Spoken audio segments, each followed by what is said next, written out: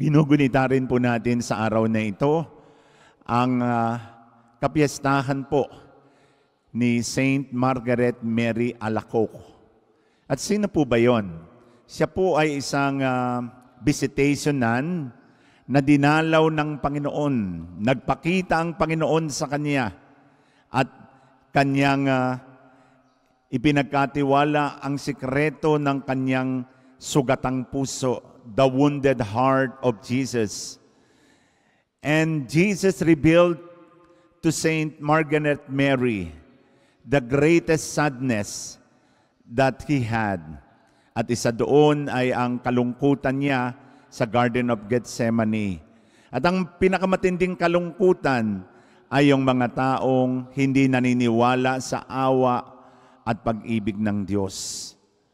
Na hindi na kailangan ang pagpapatawad ng Diyos, na hindi na sila abot ng biyaya at kapangyarihan ng dugo ni Kristo. Lalo tigit ang nagdurugong puso ni Jesus. At sa pamagitan po ng pagpapakita kay Saint Margaret Mary Alacoque, ay pinakita po ng Panginoon ang kanyang pagnanasa na sana'y magkameroon ng banal na oras tuwing unang Huwebes at unang Biyernes for the reparation of sin, para sa pagbabayad puri sa kasalanan ng mundo at ng mga makakasalanan. At sa araw pong ito ay ginugunita natin ang pag-ibig ng Diyos sa pamagitan po ng ipinakita at mensaheng tinanggap ni Saint Margaret Mary na ang pag-ibig po ng Diyos ay higit na ipinahayag sa nagdurugong puso ni Jesus. At sa nagdurugong puso ni Jesus, ang kapatawaran ng kasalanan ay pagkakaloob sa mga taong nagbabalik loob. Sa atin po namang banal na ebanghelyo, paulit-ulit nating narinig yung salitang, "Huwag kayong matakot. Do not fear, for I am with you." Alam po ninyo, ang isang matinding epidemic o pandemic na nararanasan ng mundo, aside from the COVID-19 pandemic, is the pandemic of fear and hopelessness. Marami po tayong kinatatakutan at lalo digit natatakot po tayong ngayon ay magkasakit. Natatakot po tayo na kapag minsan ay tumaas ang ating fever, temperature, COVID agad ang nasa sa isip natin. Sumakit ang lalamunan natin, sumakit ang ulo natin, sumakit ang ating katawan, nawalan tayo ng pang-amoy, nawalan tayo ng panlasa, COVID agad ang nasa sa isip. That is pandemic of fear. Kaya naman po pinapaalala po sa atin ng Panginoon na huwag po tayong matakot. Siya po ang bahala sa ating lahat.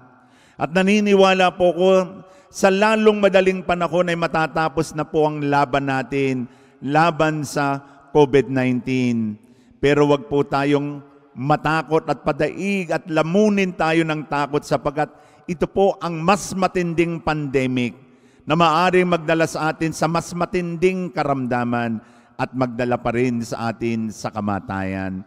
Yung bang lagi tayong takot, yung bang lagi tayong nangangamba, yung hindi tayo makatulog, yung wala tayong kapayapaan, at lagi tayong, sabi sa salitang lokbay, balais-is, at lagi na lang tayong may kinatatakutan, that's a pandemic of fear. Ang takot po sa Diyos ay magdadala sa atin sa kabanalan. The fear of God is a way to holiness. Because the fear of God is a liberation from all kinds of sickness and worries. But the fear of man is that which binds. Ito po ang pumupulupot at nagigitayong alipin ng ating takot. Kaya paulit-ulit na sinabi ng Panginoon, higit kang mahalaga kaysa sa mga maya. Kahit ang buhok mo'y bilang na, lalo tigit yung kakaunti ang buhok. Nakakatawa yung sinabi. Just to make a point na hindi po tayo dapat matakot dahil alam na alam ng Diyos kung ano ang ating mga pinagdaraanan. Alam na alam ng Diyos na tayo'y nakihirapan na at tayo po ay Kanyang tutulungan. Sa panahong kailangan tayo ng Diyos, hindi po tayo dapat magduda. Fear not, for I am with you. I will be with you till the end of the time. Kapatid, patuloy po niyang inialay ang kanyang sarili sa Santa Misa.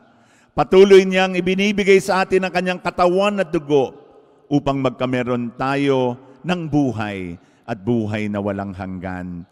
Katulad ng mensahe kay Saint Margaret Mary of Alacoque, na tayo po ay laging magtiwala sa awa at pag-ibig ng Diyos, sa kanyang pusong sugatan, sa kanyang pusong tinarakan ng balaraw.